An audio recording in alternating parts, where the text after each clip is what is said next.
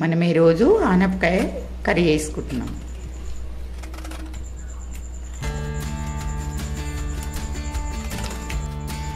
మామిడికాయ తురుముకుందాం. ఇప్పుడు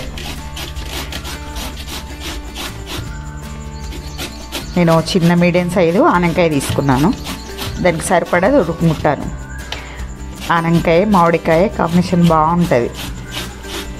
ఎప్పుడు ఆనపకాయ, పచ్చిమిరపకాయలు, మామిడికాయ తురుము, పచ్చి కొబ్బరి బాండి పెట్టేసుకొని నూనె పోసుకుందాం. వేడైనాక బాండి వేడైంది, నూనె పోసుకుందాం. ఇప్పుడు నేను ఆనపకాయ మీడియం సైజ్ తీసుకున్నా.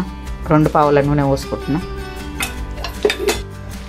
నూనె వేడైంది. నేను ముందుగా పచ్చి శనగపప్పు వేసుకుంటున్నాను. కొంచెం పప్పు ఎక్కువ వేసుకోవాలి. శనగపప్పు ఇంట్లో మినపప్పు కొంచెం పోపు తగ్గట్టు, ఆవాలు కొన్ని, జీలకర్ర కొంచెం, మిరపగింజలు కొద్దిగా.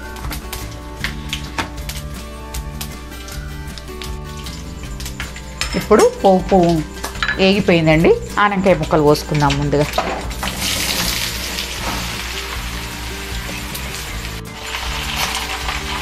ఇప్పుడు పోపులో అంతా కలిసేటట్టు కలుపుకుందాం.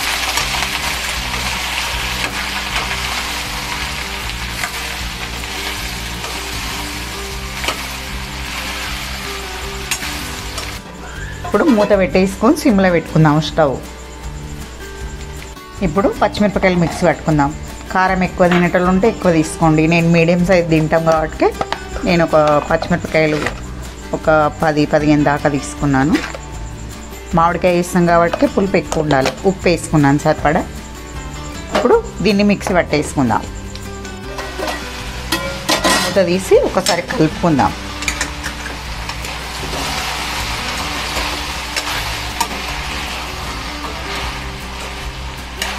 పసుపు వేసుకుందాం.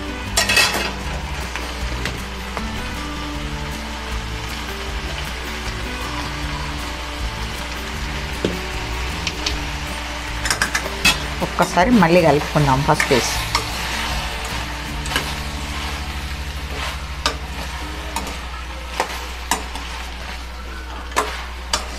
మళ్ళీ మూత పెట్టేసుకుందాం. పచ్చిమిరపకాయలు మిక్సీ పట్టుకున్నాను.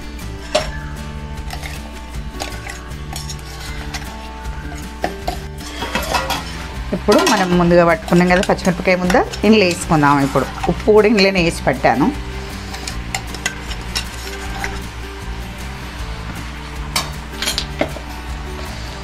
ఒక్కసారి అంతా మంచిగా కలిసేటట్టు కలుపుకుందాం. ఎందుకంటే ఉప్పు వేసినాం కాబట్టి నీరు వచ్చేస్తుంది మగ్గుతుంటే.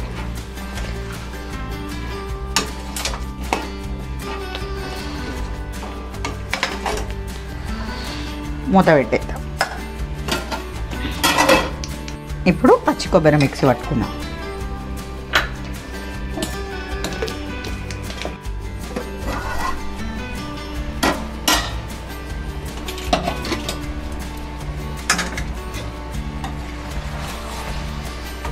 నీళ్ళు ఉడుతున్నాయి. ఇప్పుడు పచ్చి కొబ్బరి కూడా వేసేసుకుందాం.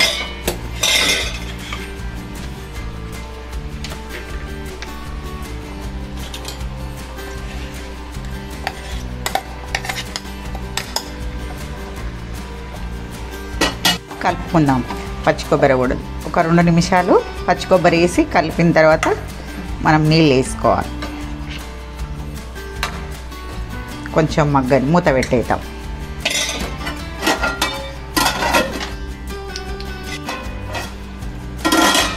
ఇప్పుడు కొన్ని నీళ్ళు పోసుకుందాం. ఒక సగం గ్లాసా వాటర్ పోసుకుంటే ఉడుకుతుంది. మూత పెట్టేద్దాం. మంచిగా ఉడుకుతుంది. ఇప్పుడు మామిడికాయ వేద్దాం. ఉడకక ముందుకే మామిడికాయ తురిమి వేస్తే ఏమవుతుందంటే పులుపు కదా, ఉడకదు. అందుకొరకు తర్వాత వేసేసుకుంటున్నాను. మీరు పులుపుని తినేదాన్ని బట్టి వేసుకోవాలి. ఇదంతా పులుపు లేదు కాబట్టి నేను కొంచెం ఎక్కువనే వేసుకుంటున్నాను. మామిడికాయ కలుపుకుందాం.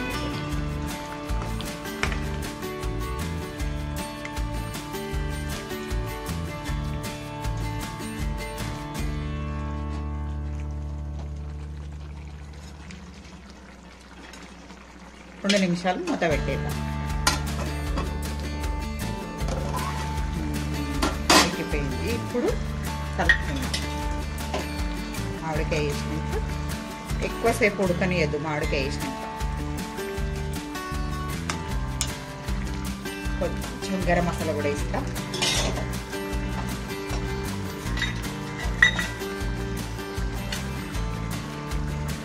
దీనికి గరం మసాలా వేసుకుంటే టేస్ట్ చాలా బాగుంటుంది. కొంచెమే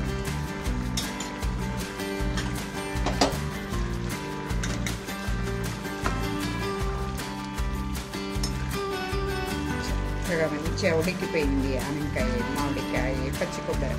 ఇప్పుడు దీంట్లో కొత్తిమీర వేసుకున్నాను. లాస్ట్ ఇది. ఇప్పుడు స్టవ్ బంద్ చేసుకున్నాం.